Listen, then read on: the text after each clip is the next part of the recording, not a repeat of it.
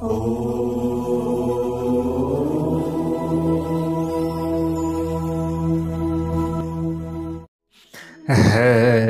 ओम। स्वस्ति श्री गणेशाय नमः।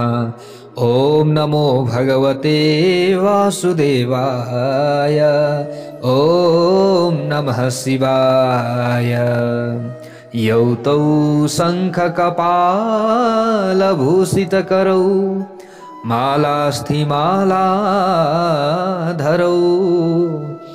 देवो द्वारवती श्मशाननिलयौ नागारिगो वाहनौ द्वैत्रक्षौ बलिदक्षयाज्ञमथनौ श्रीशैलजावल्लभौ पापं मे हरतां सदा हरिहरौ श्रीवत्सगङ्गाधरौ नारायणं नमस्कृत्य नरं चैव नरोत्तमं देवीं सरस्वतीं व्यासं ततो जयमुदीरयेत्।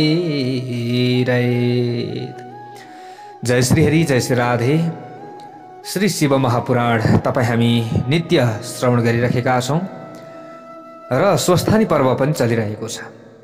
हामीले श्री स्वस्थानी व्रत कथा पनि श्रवण गर्दैछौँ। माघ महात्म्य अन्तर्गत भगवतीका गुणानुवाद आदि पनि श्रवण गर्दैछौँ। यता भगवानका गुणानुवाद आदि पनि श्रवण गर्दैछौँ। ओहो, कति राम्रो समय छ। ल हेर्नुहोस् त, यसरी श्री शिव महापुराण श्रवण गर्दै आउने क्रममा आजको नयाँ भाग 68 मा तपाईँ हामी उपस्थित भइसकेका छौँ। अब शङ्खचूडको के भएको छ यहाँनिर प्यारभक्त भागवतहरू। शङ्खचूड कि जो पत्नी तुलसीको यहाँ सतीत्व हरण भइसकेको छ हैन, पतिव्रता धर्म के भएको छ, हरण भएको छ।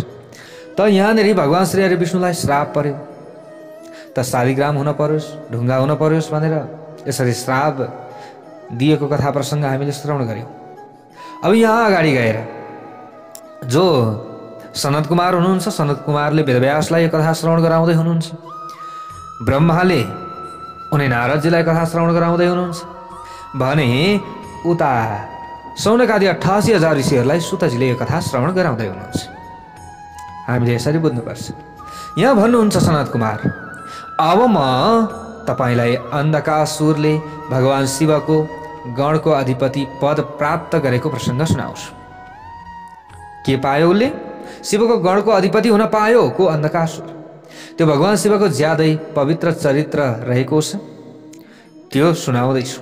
अन्धकासुरले पहिले भगवान शिवसँग धेरै डरलाग्दो युद्ध गरेको थियो, तैपनि पछि उसले पटक पटक सात्विक भावले परिपूर्ण भएर उहाँलाई प्रसन्न गराएको छ। कसलाई? शिवजीलाई। किनकि अनेकौं प्रकारका लीला गर्नुहुने भगवान शिवले आफ्नो शरणमा पर्न आएकाको रक्षा र आफ्ना भक्तमाथि कृपा गर्नुहुन्छ। यो सर्वविदित नै छ प्यारभक्त भागवतहरू। उहाँको महात्म्य ज्यादै के छ, आश्चर्यजनक छ, अत्यन्त महत्त्वपूर्ण छ। जसले यो आख्यान सुन्दछ उसका सारा भ्रमहरू निवारण हुन्छ। त असुरले पनि भगवानको सान्निध्यता प्राप्त गर्न सक्दछ, त असुरले पनि भगवानको गण हुन पाउँछ।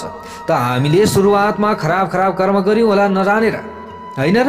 हो, अब हामी सुध्रने समय छ नि त, हामी सुध्रन सक्ने रहेछौँ, होइन र? हो, रत्नकर डाकु पनि पछि वाल्मीकि बनेका थिए, होइन? हो, यस्तै यहाँनिर जो अन्धकासुर थियो यसले पनि भगवान शिवको गणको अधिपति हुन पाएको थियो। सबले भनौँ हर हर हर महादेव। यी कथाबाट हामीले यो बुझ्छौँ कि सुरुवातमा बिग्रिएको मान्छे पछि सुध्रन सक्छ। यदि सुध्रियो भने उसले फेरि आफ्नो जीवनलाई सफल बनाउन सक्दछ, भगवानको धामलाई प्राप्ति गर्न सक्दछ भन्ने कुरा यहाँ पाइन्छ। त वेदव्यासजीले अगाडि गएर प्रश्न गर्नुहुन्छ, प्यारो भक्त भागवतहरू यहाँनिर भन्दै हुनुहुन्छ। के भन्नुहुन्छ? त्यो अन्धक को थियो त? पृथ्वीलोकमा कुन शक्तिशाली कुलमा उत्पन्न भएको थियो त्यो अन्धक? अनि दैत्यहरू मध्येको मुख्य ज्यादै बुद्धिमान त्यो शक्तिशाली अन्धकको रूप कस्तो थियो त? त्यो म सुन्न चाहन्छु। अन्धक कौन था? हैन, कौन था भन्छ नि हिन्दीमा। को यन्दको वै भगवान मुनीसा कस्यान्वये वीर्यवतः पृथिव्यां जातो महात्मा बलवान् प्रधानतः किमात्मकः कस्य सुतो न कस्य किम आत्मकः कस्य सुतः अन्धकः स को त्यो कसको कुलमा उत्पन्न भएको थियो त अन्धक वेदव्यासले प्रश्न सोध्नुभयो। यहाँनिर ल हेर्नुहोस् प्यारा भक्त भागवतहरू, यदि अन्धक गणको मुख्य भएको हो भने त्यो ज्यादै धन्यवादको पात्र हो। उसले भगवान शिवको गणको अधिपति पद प्राप्त कसरी गर्यो त? त्यो पनि आश्चर्यजनक कुरो बताउँदै हुनुहुन्छ यहाँ। हजुरले मलाई सुनाउँदै हुनुहुन्छ प्रभु, यो के हो सुनाउनुहोस् त। सनत कुमारले अब वेदव्यासको कुरा सुनिसकेपछि भन्नुहुन्छ, पुरा गतो भक्त कृपा करोसौ कैलासतः शैलसुता गणाढ्यः विहरतु कामः किल काशिकाम्बै स्वशैलतो निर्जर चक्रवर्ती। कुनै समयमा देव सम्राट भक्तवत्सल भगवान शंकर आफ्नो गण र पार्वतीको साथमा गण र पार्वतीलाई लिएर कैलाशबाट विहार गर्नका लागि काशीतर्फ उहाँ निक्लनु भयो। सबले भनौँ हर हर महादेव। यो के हो? प्राचीन कालको कुरा हो, धेरै पहिलेको कुरा हो।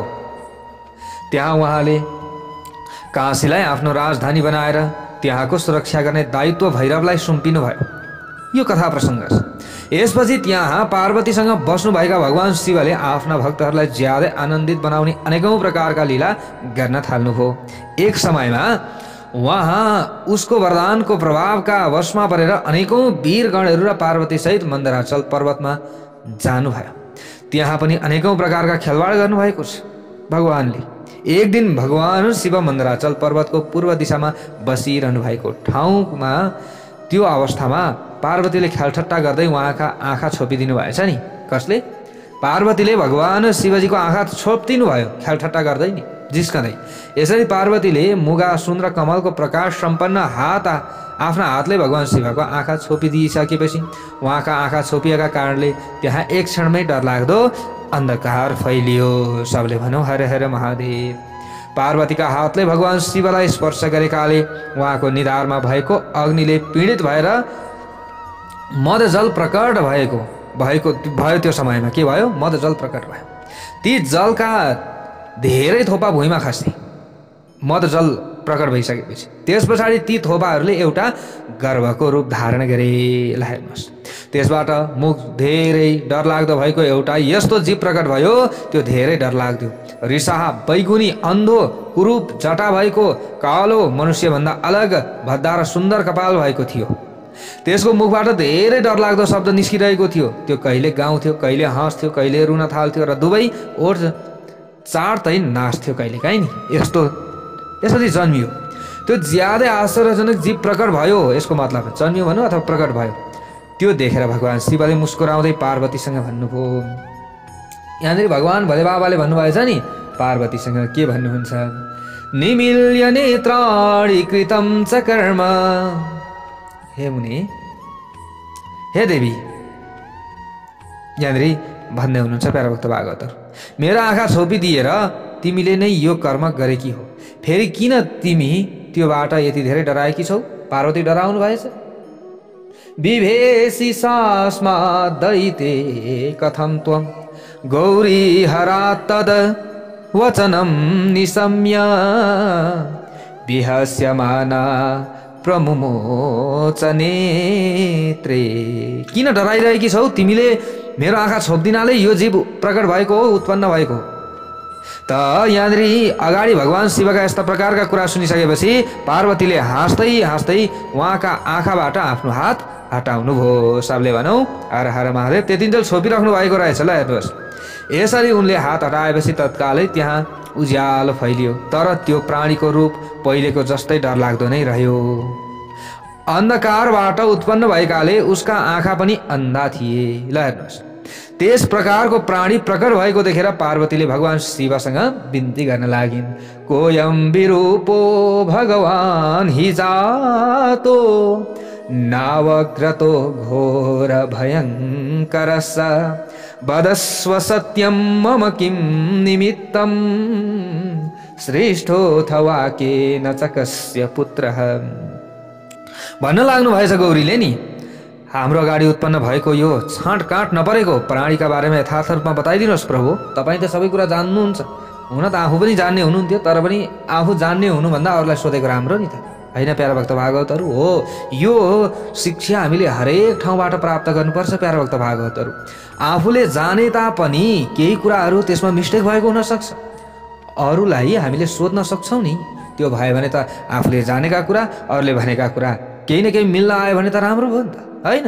हो, यो कुरा हामीले बुझ्नुपर्छ। साक्षात् गौरी हुनुहुन्छ, शिवा हुनुहुन्छ, उहाँले नजान्ने के थियो, तर लौकिक लीला गर्दै हुनुहुन्छ, हामीलाई शिक्षा दिँदै हुनुहुन्छ। आफू जान्ने हुँ भन्दैमा अहम भाव राख्नु हुँदैन, है मैले जानिहाल्छु नि, तपाईँको के आवश्यकता भन्नु हुँदैन, अरूलाई सोध्नुपर्छ भन्ने शिक्षा यहाँबाट हामीले पाउनुपर्छ प्यारा भक्त भागवतहरू। यहाँ सोध्नुभयो उहाँले, यो कुन निमित्तका लागि कसले यसको सृष्टि गरेको हो र यो कसको पुत्र हो? पार्वतीका यस्ता प्रकारका कुरा सुनेपछि अनेकौं प्रकारका लीला गर्न ज्यादै सिपालु भगवान शिवले मुसु मुसु हाँस्नु भएछ नि। सुरुमा चाहिँ आफ्नै देवीको कुरा सुनेर यिनी आफै जान्ने छिन्, आफै जान्दछिन्, तर पनि यो मलाई सोध्छिन्, ठिकै छ, अब के हो, यिनले अब मेरो मान राख्या होला, होइन? यसरी मुसु मुसु हाँस्नु भएछ। त शिवजीले अगाडि गएर यहाँ भन्नुहुन्छ, प्यारा भक्त भागवतहरू के भन्नुहुन्छ? शृणु अम्बिके यदभूतवृत्तकारे उत्पन्न एषोद्भूत चण्डवीर्यः निमीलिते चक्षुषि मे भवत्या सस्वेदजो मिन्धक नामधेयः। हे देवी, हे पार्वती, जुन समयमा अघि तिमीले मेरा आँखा छोपेकी थियौ त्यो समयमा यो ज्यादै आश्चर्यजनक र धेरै पराक्रमी प्राणी मेरो पसिनाबाट उत्पन्न भएको हो। त्यतिखेर भगवान शिवजीबाट पसिना चुहिएको रहेछ क्या। तप तप तप पार्वतीले आँखा बन्द गरिदिइसकेपछि ल हेर्नुहोस्, मद जल उत्पन्न भएको थियो, त्यही पसिनाबाट उत्पन्न भएको हो यो। यसको नाम के हो? अन्धक हो। तिमीले नै यसलाई उत्पन्न गरेकी हौ, तिमीले नै गरेकी हौ नि, मसँग सोध्छौ तिमीले। यसकारण आफ्ना सबै सङ्गिनी सहित तिमीले दया गरेर यसको गणहरूबाट उचित रक्षा गर्नुपर्छ। भगवान शिवका यस्ता प्रकारका कुरा सुनेपछि पार्वतीको हृदय ममताले पग्लियो। उनी आफ्ना सबै सङ्गिनी सहित अन्धकको आफ्नै पुत्र अन्धकलाई आफ्नै पुत्र जस्तै गरी अनेकौं प्रकारको उपायले रक्षा गर्न थालिन। त्यस पछाडि शिशिर ऋतु लागेपछि हिरण्याक्ष नामक भएको दैत्य पुत्र प्राप्त गर्ने अभिलाषा लिएर त्यही वनमा आएछ। यता पार्वतीले रक्षा गर्न थालिन् अन्धकासुरको, उता हिरण्याक्ष त्यही समयमा त्यही वनमा आयो तपस्या गर्नका लागि, किनकि उसकी पत्नीले उसका जेठा दाजुका सन्तान देखेर उसलाई सन्तान प्राप्तिका लागि तपस्या गर्न अभिप्रेरित गरेकै थिइन्। यसरी भनिसिन् नि, हेर हेर दाजुका चाहिँ सन्तान भइसके, छोरा भइसके, तिमी चाहिँ यहाँ चुप लागेर बसिरहन्छौ, जाऊ तपस्या गर्न भनेर लगाइदिन्छन् नि। ल हेर्नु श्रीमतीले, अब त्यहाँ त्यो समयमा कश्यपको पुत्र हिरण्याक्ष पुत्र प्राप्त गर्ने इच्छाले वनमा बसेर ज्यादै कठोर तपस्या गर्न थाल्यो। ल हेर्नुहोस्, त्यत्तिकै पुत्र कहाँ पाइन्छ, त्यत्तिकै सन्तान कहाँ पाइन्छ, छोराछोरी एउटै भए तापनि त्यत्तिकै कहाँ पाइन्छ। धेरै तपस्या गर्नुपर्छ, व्रत न्यास ध्यान तपस्या गर्नुपर्छ राम्रो सन्तान प्राप्तिका लागि, होइन? जस्तो भए त्यस्तै भइहाल्छ नि, जन्माइदिनु त छ भन्ने हिसाब हो भने त आफ्नो कुरो हो, होइन? विवाह गर्नु हो, विवाह गरिसकेपछि सन्तान जन्माउनु हो, के छ र भनेर जन्माइदिनु आफ्नो कुरो हो।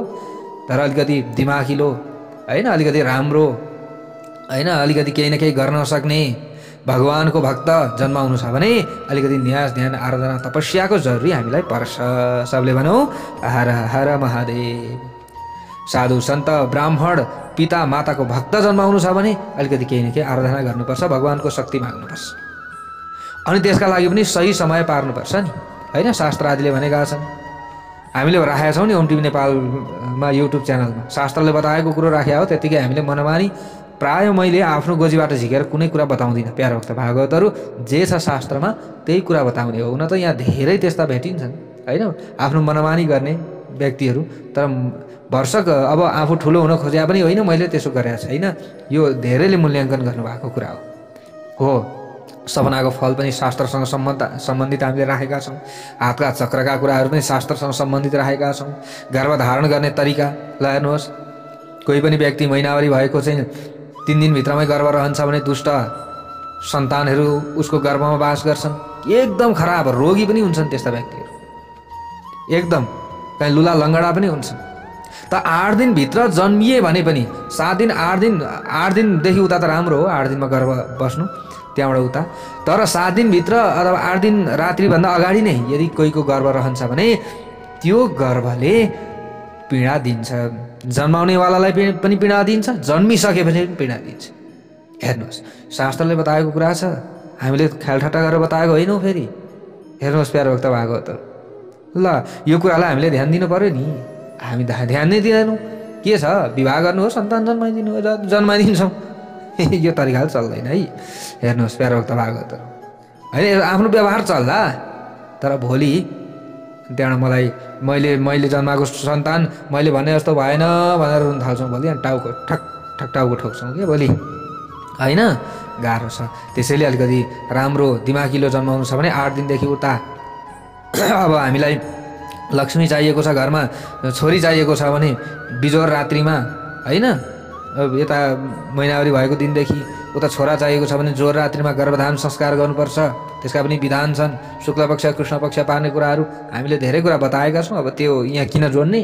तर यहाँ पुत्रको कुरा आउँदा अथवा सन्तानको कुरा आउँदा, सन्तान जन्माउनका लागि हिरण्याक्ष जस्तो जो एउटा असुर थियो, दानव थियो, त्यसले पनि शास्त्र त अध्ययन गरेको छ नि, बुझेको छ नि त ऊ पनि आएको छ तपस्या गर्नका लागि। ल हेर्नुहोस्, ल सन्तानका लागि तपस्या गर्न आएको छ, आफ्ना छोराछोरीका लागि, छोराछोरी राम्रो प्राप्ति होस् भन्नका लागि। ल तपस्या गरिरहेको छ हिरण्याक्षले, तपस्या गर्न थाल्यो। उसको मनमा हेर्नुहोस् अब यसरी गएको छ त कहाँ, ऊ तपस्या गर्नका लागि। प्यारा भक्त भागवतहरू, अब उसको मनमा भगवान शिवको दर्शन गर्ने अभिलाषा छ। त्यसैले ऊ रिस सहितका दोषलाई आफ्नो बसमा राखेर ठुटो जस्तै गरी अटल भएर तपस्या गर्न थालेको छ। को? जो हिरण्याक्ष छ, हिरण्याक्ष। प्यारा भक्त भागवतहरू हेर्नुहोस् है। अब उसले यसरी तपस्या गरेको देखेपछि भगवान शिव ज्यादै प्रसन्न हुनुभयो। उसलाई वरदान दिन त्यहाँ गएर हिरण्याक्षसँग भन्नुभएछ, तिमीले के प्राप्त गर्ने अभिलाषा लिएर यस्तो कठोर तपस्या गरेका? किन तपस्या गरेका हौ? तिमी आफ्नो इच्छा बताऊ। यसरी भगवान शिवले भन्नुभयो। ल हेर्नुहोस् है, हे दैत्यराज भन्नुभयो नि, हे दैत्यनाथ कुरुनेन्द्री य सङ्घपातम। उहाँले सोध्नुभयो, के अभिलाषा लिएका छौ, कठोर तपस्या गरेका छौ त? यसरी भगवानले भन्नुभयो, तिम्रो अभिलाषा परिपूर्ण गरिदिन्छु म। त भगवान शिवका यस्ता प्रकारका कुरा सुनेर त्यो दैत्यको राजा हिरण्याक्ष ज्यादै प्रसन्न भयो। उसले भगवान शिवका चरणमा प्रणाम गर्दै अनेकौं प्रकारले उहाँको स्तुति गर्यो। यस पछाडि उसले हात जोडेर शिर नेउर्याउँदै भन्न लाग्यो। के भन्न थाल्यो? त्यो हिरण्याक्षले भन्छ, पुत्रस्तु मे चन्द्र ललाट नास्ति सुवीर्यवान दैत्यकुलानुरूपी। ए चन्द्रमौले, मेरो ज्यादै पराक्रम सम्पन्न र दैत्यहरूको कुल अनुसार कुनै पुत्र छैनन्। मलाई पराक्रमी पुत्र चाहियो। यसकारण पुत्र प्राप्त गर्ने अभिलाषा लिएर मैले यो कठोरभन्दा कठोर तपस्या गरेको हो। मैले त्यतिकै कहाँ तपस्या गरेको र? यसरी उसले भन्यो, मलाई पुत्र दिनुहोस्, त्यही पनि कस्तो शक्तिशाली पुत्र दिनुहोस्। हिरण्याक्षका यस्ता प्रकारका कुरा सुनेपछि साह्रै दयालु मन हुनुभएका भगवान शिवले त्योसँग भन्न लाग्नु भयो नि। भगवान एकदम दयालु, होइन? भोलानाथ हुनुहुन्छ त के छ उहाँले भन्नुभएछ, तिम्रो भाग्यमा तिम्रै वीर्यबाट उत्पन्न हुने पुत्र त छैन। म तिमीलाई एउटा पुत्र दिन्छु। मेरो एउटा अन्धक नाम भएको पुत्र छ। त्यो तिमी जस्तै पराक्रमी र सजिलोसँग जित्न नसकिनेछ। तिमीले सबै कुरा बिर्सिएर त्यसैलाई आफ्नो पुत्र स्वीकार गर। अब तिम्रो तेजबाट पुत्रै उत्पन्न हुँदैन, किनभने अब यो यस्तो देखिन्छ अहिले हेर्दाखेरि, राम्रो खालको पुत्रै उत्पन्न हुँदैन, शक्तिशाली पुत्रै उत्पन्न हुँदैन। बरु एउटा छ छोरो अन्धक नाम भएको, त्यसैलाई आफ्नो छोरा मान, भइगयो त। किन पुत्र जन्माउनतिर तिमी झन्झट गर्छौ? तिम्रो वीर्यबाट पुत्रै जन्मिँदैन। यसरी भनिदिनु भएछ। त त्यो हिरण्याक्षसँग यस्ता प्रकारका कुरा गरेपछि पार्वतीसँगै रहनुभएका भगवान शिवले प्रसन्न हुँदै हिरण्याक्षलाई त्यो पुत्र दिनुभयो। ल हेर्नुहोस्, कोही कोहीको यस्तो हुन्छ नि समस्या, होइन? कतिको समस्या हुन्छ, कति अब यस्तो समस्या भयो भने हामीले कतैबाट यी उपायहरू गर्नु पर्यो। अब यी अब के गर्नुभयो त अरू नै पुत्र ल्याएर पाल्नु पर्यो होइन, अरूकै छोरो ल्याएर पाल्नु पर्यो। अब त्यस्तो पनि हुन्छ नि, अहिले समाजमा पनि धेरै त्यस्तो भएको छ। आफ्नोबाट नभइसकेपछि अरूका हामीले चाहिँ कोही धर्मपुत्र होइन धर्मपुत्री ल्याएर पाल्छौँ, त्यस्तै गरेछ अब यसले पनि। यसरी भगवान् शिवबाट पुत्र पाएपछि त्यो बुद्धिमान दैत्य ज्यादै प्रसन्न भयो। उसले अनेकौँ स्तोत्रले भगवान् शिवको पूजा र परिक्रमा गर्यो, आफ्नो राज्यमा गयो। यसरी भगवान् शिवबाट पुत्र प्राप्त गरेपछि त्यो अत्याधिक पराक्रमी दैत्यले सबै देवताहरूलाई पराजित गरियो। अब ल हेर्नुहोस् है, पुत्र पायो, त्यही पनि भगवान् शिवबाट जन्मिएको पुत्र कम पराक्रमी हुन्थ्यो र होइन, एकदम पराक्रमी।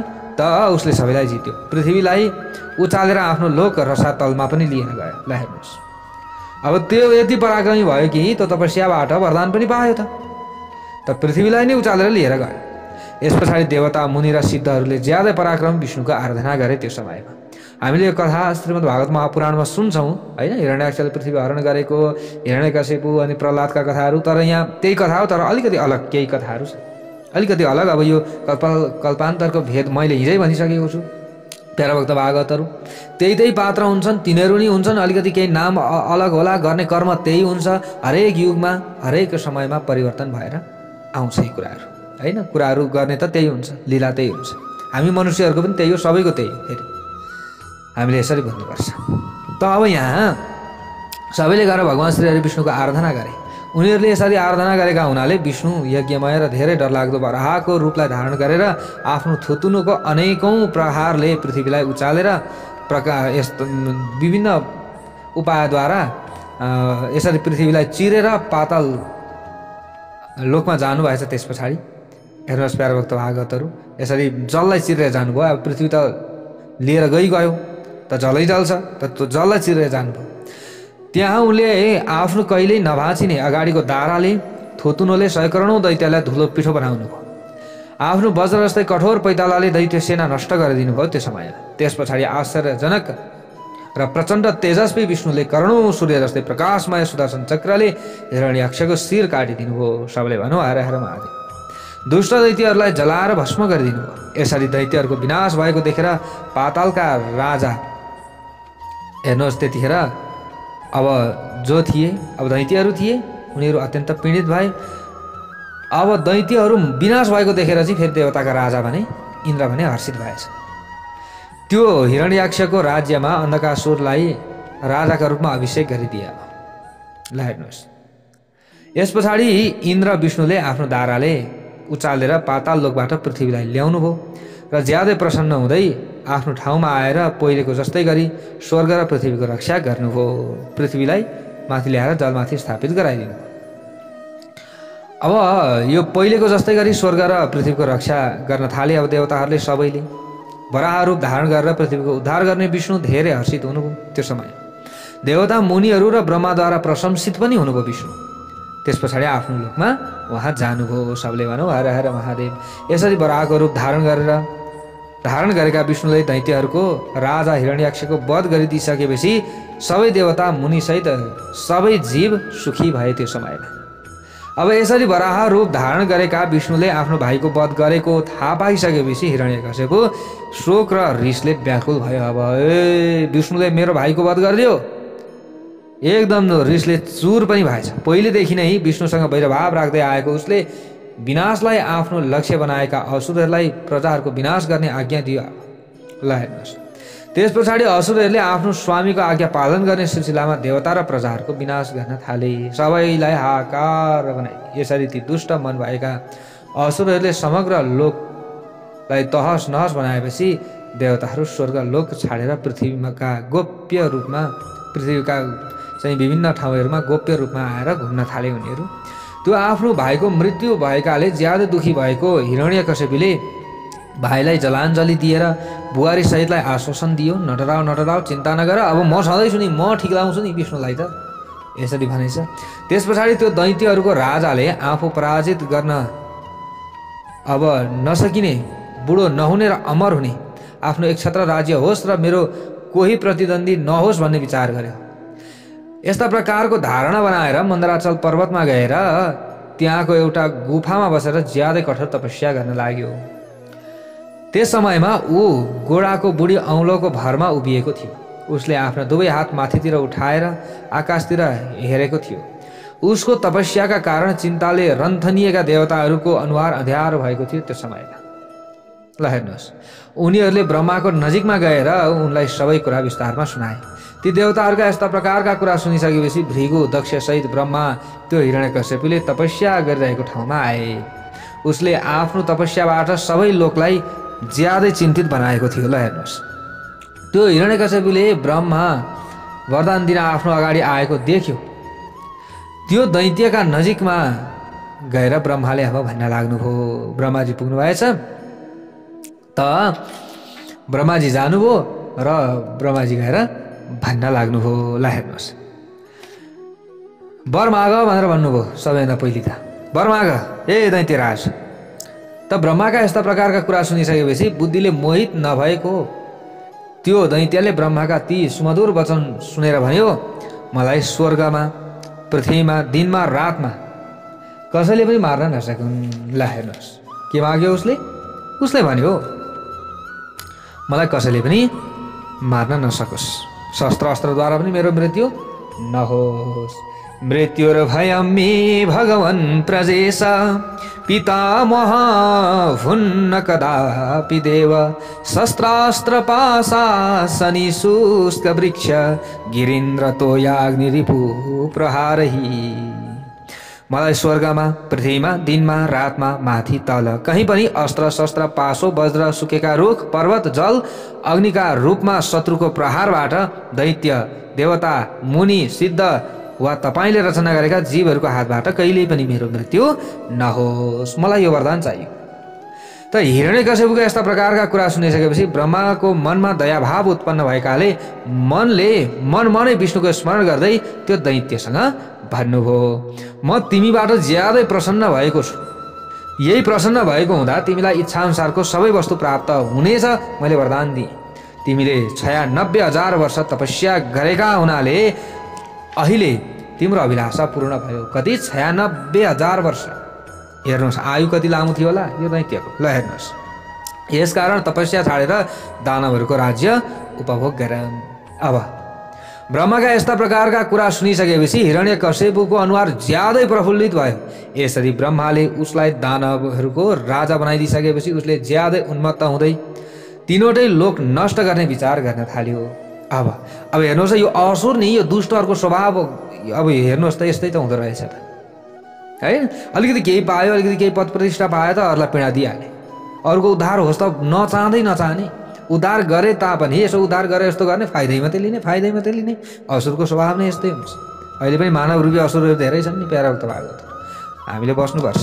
त्यस पछाडि उसले यथार्थ रूपमा धर्म उल्लङ्घन गर्न थाल्यो। युद्धमा सबै देवतालाई पराजित गरेपछि देवताहरू भागेर विष्णुको नजिकमा गए। त्यो समय त्यहाँ विष्णुले देवता र मुनिहरूको ज्यादै पीडादायक कुरा सुनेपछि उनीहरूलाई आश्वस्त बनाउँदै तत्कालै त्यो दैत्यको वध गर्ने वचन दिए। ल विष्णुका यस्ता प्रकारका कुरा सुनिसकेपछि देवताहरू आफ्नो ठाउँमा गए। त्यस पछाडि विष्णुले आधा सिंह र आधा मनुष्यदेखि नै ज्यादै आश्चर्यजनक रूप धारण गर्नुभयो। उनको त्यो रूप धेरै डरलाग्दो र विकराल देखिन्थ्यो प्यारा भक्त भागवतहरू। उनको मुख धेरै लामो थियो, नाकका प्वाल सुन्दर थिए र नङ्ग्रा धेरै तिखा थिए। उनको गर्दनमा जगर हल्लिएको थियो नि, यसरी हल्लाउँदाखेरि दारा नै हतियार थिए। उनीबाट करोडौं सूर्यको जस्तै प्रकाश फैलिरहेको थियो भने उनको प्रभाव प्रलयकालीन अग्निको जस्तै थियो। यसमा धेरै बताइरहनु कुनै पनि औचित्य छैन प्यारा भक्त भागवतहरू। हामीले बुझौँ एकदम भयङ्कर, किनकि उनको रूपमा समग्र जगत समाहित भएको थियो। यस प्रकारको रूप धारण गरेका विष्णु सूर्य अस्त आएपछि असुरहरूको नगरमा जानु। ती अतुलनीय प्रभावशाली नृसिंहलाई देखेपछि दैत्यहरू एक भएर उनीमाथि आइलागे। यसरी ती दैत्यले आक्रमण गरेकाले ती धेरै आश्चर्यजनक नृसिंहले दैत्यहरूसँग युद्ध गर्ने सिलसिलामा धेरै दैत्यको त्यो समयमा वध गरिदिनु र धेरैलाई समाएर तोडमोड गरिदिनु भयो। नगरमा अब त्यति गरिसकेर घुम्न थाल्नुभयो। यसरी आफ्नो नगरमा घुमिरहेका ती नृसिंहलाई देखेर हिरण्यकश्यपको पुत्र प्रहलादले भनेछन् त्यो समयमा। ल हेर्नुहोस् है प्यारा भक्त भागवतहरू, प्रहलादले भन्न लागे, यो सिंह त समग्र जगतले परिपूर्ण भएको देखिन्छ बा, के हो यस्तो? एस प्रविष्टो भगवान अनन्तो नृसिंह मात्रो नगरम हि नगरम त्वनन्द निवृत्य युद्धात् शरणं प्रयाहि पश्यामि सिंहस्य कराल मूर्ति। होइन, यो त समग्र जगतले परिपूर्ण भएको देखिन्छ। यो यहाँ किन आएको होला? मलाई त विष्णुले यो नृसिंहको रूप धारण गरेर तपाईँको नगरमा पसेको अनुभूति हुन्छ। मलाई त त्यस्तो भइरहेको छ कि यस्तो यो, किनकि मैले यिनको रूप अति डरलाग्दो देखिरहेको छु। यसैले अब यहाँनिर प्रह्लादले भनेछन् युद्ध त्याग गरेर यिनका शरणमा जान उचित हुन्छ है पिताजी। हे दैत्य हो भनेर अब सबै दैत्यहरूलाई यसरी भन्नुभएछ के प्रह्लादले नि, अब हिरण्यकश्यपका छोराले। यसैले तपाईँले यी सिंहसँग हार स्वीकार गरेर आफ्नो राज्य उपभोग गर्नुहोस् पिताजी भनेर आफ्नो पितालाई पनि सम्झाउनु भएछ। आफ्नो पुत्रका यस्ता प्रकारका कुरा सुनिसकेपछि त्यो दुष्ट हिरण्यकश्यपले आफ्नो पुत्र प्रह्लादसँग भन्यो त्यो समयमा, ल हेर्नुहोस् है प्यारा भक्त भागवतहरू, तिमी डराइरहन आवश्यक छैन हे छोरा, किन चिन्ता गर्छौ? आफ्नो पुत्रसँग यस्ता प्रकारका कुरा गरिसकेपछि त्यो दैत्यको राजा हिरण्यकश्यपले ज्यादै शक्तिशाली दैत्यहरूलाई आज्ञा दिँदै भन्यो, तिमीहरूले यो छाँटकाँट वा रूप रङ्ग नमिलेको आँखी भाउ र आँखा भएको सिंहलाई समात समात जाऊ जाऊ जाऊ गइहाल त। यो कहीँ केही नमिलेको जस्तो देखिन्छ नि यो सिंह, जाऊ समात। आफ्ना राजाहरूको यस्ता प्रकारका आज्ञा पाइसकेपछि सिंहलाई समाउने अभिलाषा लिएर ठुला ठुला दैत्य युद्ध भुइँमा पसे। तापनि जसरी आफ्नै रूप भएको सम्झिएर बत्तीमा होमिएका पुतली जलेर भस्म हुन्छन्, त्यसै गरी ती सबै केही क्षणमै जलेर भस्म भए। यसरी ती दैत्यहरू जलेर भस्म भए तापनि त्यो दानव राजा हिरण्यकश्यप सबै प्रकारका शस्त्र अस्त्र वर्षा दुईतिर धार भएको तरबार पासो अंकुश र अग्नि लगायत प्रयोग गरेर ती नृसिंहसँगै युद्ध गर्न अब सुरुवात गर्यो।